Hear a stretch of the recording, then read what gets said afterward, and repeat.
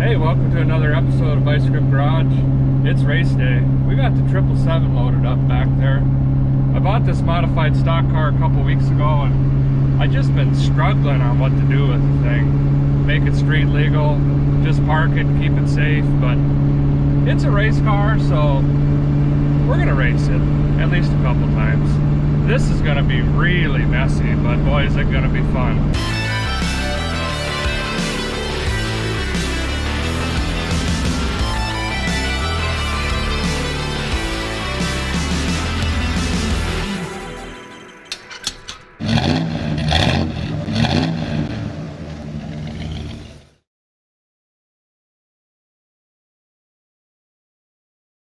We're headed to what's called the Williams Farm Track. My exit's up here in about another 20 miles or so. Here's another car headed to the track in front of me here. These four-wheel drive Subarus are impossible to beat, and this one's really fast, and it sounds angry. It's like 50 KitchenAid mixers on high and a soccer ref blowing a whistle. Pulling in right now, there's a couple tracks back here. There's an upper track and a lower track. And you never know which one you're going to be racing until you get here, which is kind of fun. So it's basically no prep. They let you walk it sometimes, and sometimes you get to do a parade lap, but I'll go get checked in and we'll see what's going on. So this field right here might look familiar to you fellers. This is where we always run the Monza, and this is also where that Ford LTD was raced, and it looks like we're using the lower track, which I've never been on, so this is going to be, well, it's going to be just, yeah. If you've never raced SCCA, you guys should give it a shot. You got everything from prepared front-wheel drive, rear-wheel drive, daily drivers, you name it. This guy's got painter's tape as a number. I like it. Really hoping that truck runs, but cars are starting to line in. They're still dropping cones. The track's going to be out there from what I understand, which is going to be really bumpy for me. I mean, this is just, there's no track whatsoever. I know you're thinking, why in the world are you running a stock car at a rally race? That makes no sense. And you're right, it doesn't. But here's the thing, I'm not going to take a car that I'm not used to and jump it into a circle track, especially at the end of the season. There's fellers out there racing for points, and I don't want to mess that up for them. Plus, I don't want to ball this car up right now. So this is a way that I can get some seat time, shake this thing down, get used to it, see if there's any issues with it. And it is not set up whatsoever for rally racing. I mean, it's made to go left, has the wrong tires. Still can't shift from first to second in under 3 minutes, but that's fine. Basically, I'm just gonna send this thing. I can only have one crew member right now, so I brought Brad with. He's done this a couple times. How's it coming, bud? Almost there? Yeah, a little bit more. Keep coming.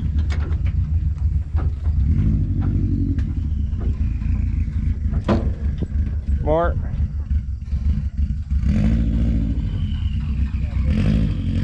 Subaru's building boost at idle, basically. Everything's already checked basically on this.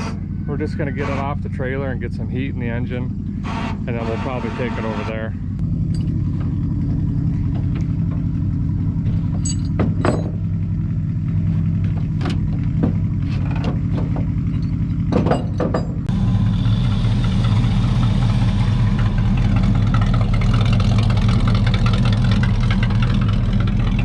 I've only got about 6 gallons of fuel in here. We're gonna have to be a little bit conscious of that. I went ahead and forgot to bring my jug with the race fuel. You don't need that. So I think we got maybe 3 runs of fuel, which is probably about all I'm gonna want to do anyway. These tires are not made for wet grass. I'm gonna air them way down, see if that helps. But probably not. But it's still gonna be a lot of fun. Just gonna feed her some onions and have a couple laughs, basically. Waiting for tech right now, so I think we'll pull it over by the other cars, and hopefully we can make it through tech. Well, other than the car is gonna wanna only go left, and it's gonna be impossible to shift while trying to steer around a track. This is about agility and getting around the corners well. And if you notice, I can't see my tires or the end of the hood. So I have no perception as how hard to cut into corners.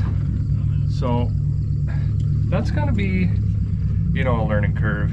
And I already told Tech that I'm basically gonna hit every single cone out there. And luckily they're good sports and just laughed at me because, well, I'm usually the one out here making a fool of myself anyway. So everything's fine. So right now we're walking the track before the parade lap, and this is a challenge for the first couple groups that go up. Since there's no track, they basically got to read these cones and figure out where to go. And luckily I'm in the second group after front wheel drive and rear wheel drive class and all wheel drive. So this should be pretty tore up by then, so I could just kind of hook my peepers on a trail. But this is just basically a hayfield. There's some pretty good divots there, but we'll come around wide around that one. This is a slalom, looks like. Come around this side, back around that one, and then maybe a little bit of a straight. But this ends up, I don't know if you can see those people way over there, but we end up way over there. So this is a nice big course. Pretty long straight through here, but you got to tuna fish it. And then that stack down there, apparently that just means bring her around. I've never seen one of those before. I don't have the turning radius for that. So that's going to end up just being a clutch dump and hope that I can just slide around it. Then she comes down through here. We still have a ways to go. This is actually a really awesome track. I'm just a little bit concerned about how bumpy it is. No, I guess it doesn't matter. If you just hold it to the floor, everything else just comes around for you. Just finished walking it. It must be 58 miles. No, probably not. Longest I've walked in a while though, guarantee that. Anywho, getting ready to do a parade lap pretty soon, and that's where I'll try to lock in some of these turns, but just hoping they make a trail basically. That's the easiest way. Guess a guy could have done this at the shop, but I got my cargo holder down her inner 400 leaned up against the tire there, and I'm just trying to burn it into my brain kind of where these front tires are. It'd be nice to knock down less than 58 cones so it doesn't take 19 months to set the track up again. Not very fair for the guy behind you. Sending car 777.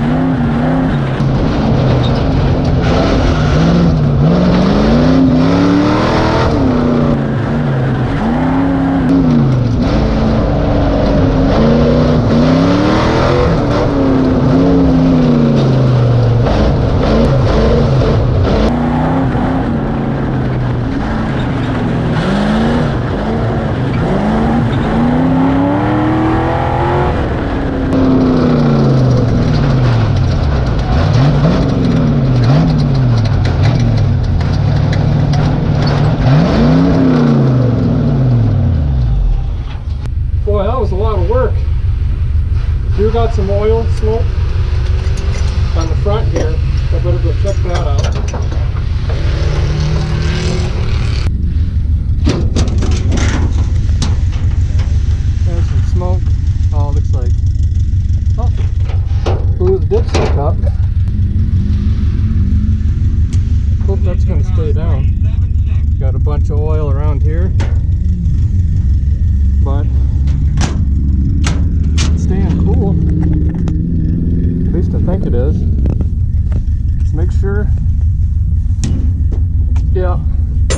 even get warm at all. So, get in line for run number 2. Second car, 777.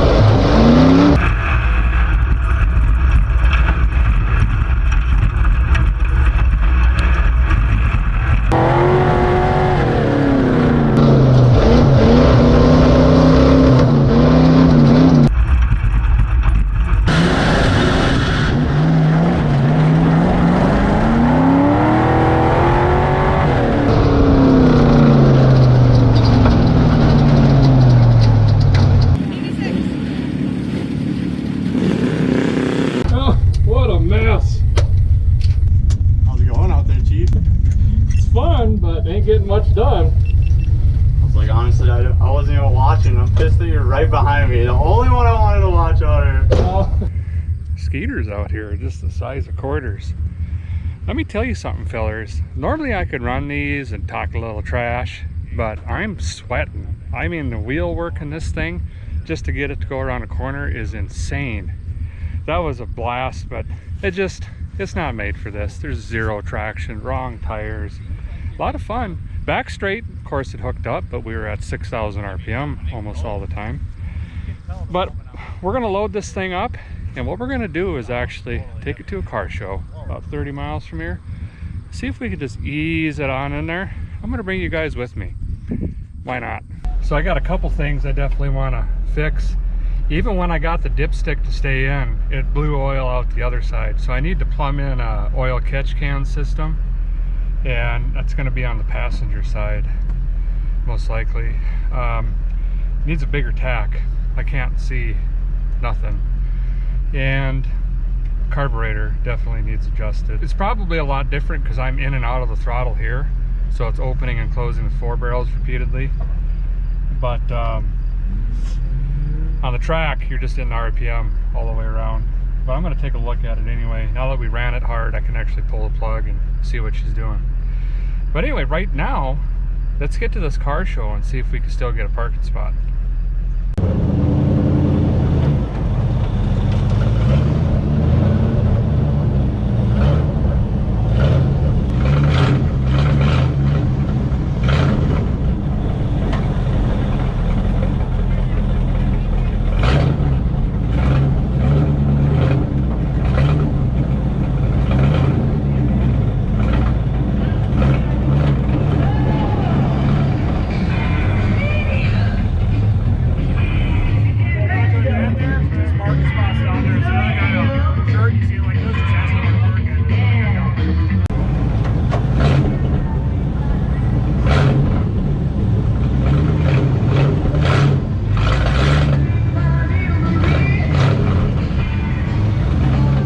Jessica likes this C10. Was it the color you like? Love it.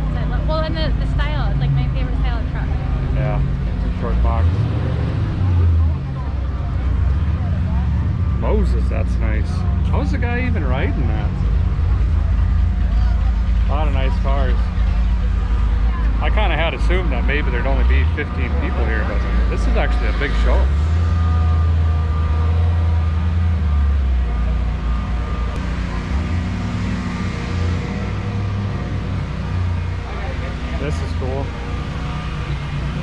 sparkletors.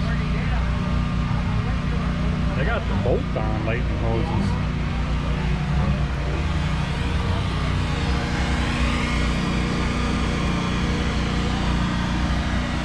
Well, I'll be dipped. I just can't believe it. I think that's, yep, this might be real wood. Factory installed. That's a snazzy unit. Definitely a going to town rig. Really nice shape. One of 874 million of them. Oh, here we go. That looks like a 36, 37. Another 36. 1929 two-door. Really great shape. That's got a better headliner than anything I own. She's got a key. Wow. Very cool. Bradley, here's your Corvettes. Which one you like? Yeah, good choice. Nice color. Buick had a similar color, kind of a canary yellow. I'm not sure of the actual name.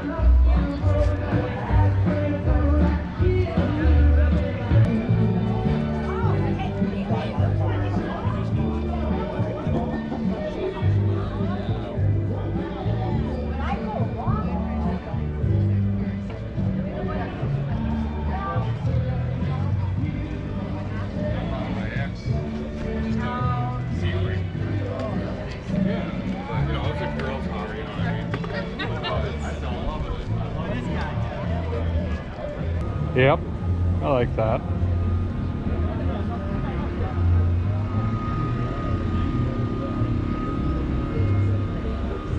Real clean. Nice looking Pontiac.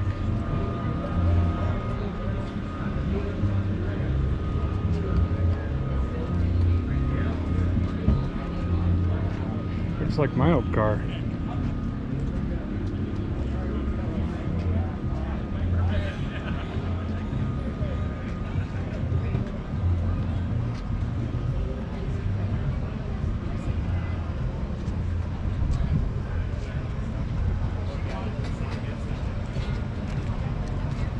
Not very often you see a Scout, but I'm going to bottle your mind even more. When's the last time you saw a factory diesel Scout? Them are pretty rare. This is the 78. She's got the Nissan in her. Really clean Traveler. Nice looking rig. And we got another Scout over here. What'd you do? Lots of Fords. Gotta love them flatheads.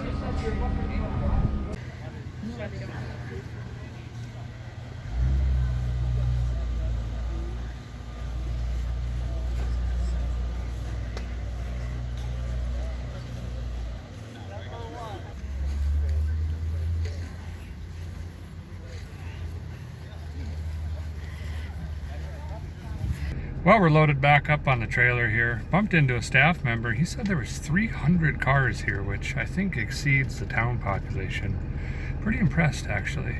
Overall, super fun day. Had a blast today. People are really digging the car, having a lot of fun with it. Heard some cool stories. And that's starting to sway my decision that maybe we should put this thing back on the road so we could show it a little bit more. I don't know, you guys let me know what you think. Should we make it street legal, take it to shows, stuff like that, cruise it? Kids, wife and I are going to go to the VFW, get some appetizers, call it an evening. Thanks guys for watching, appreciate it very much. We'll see you next time.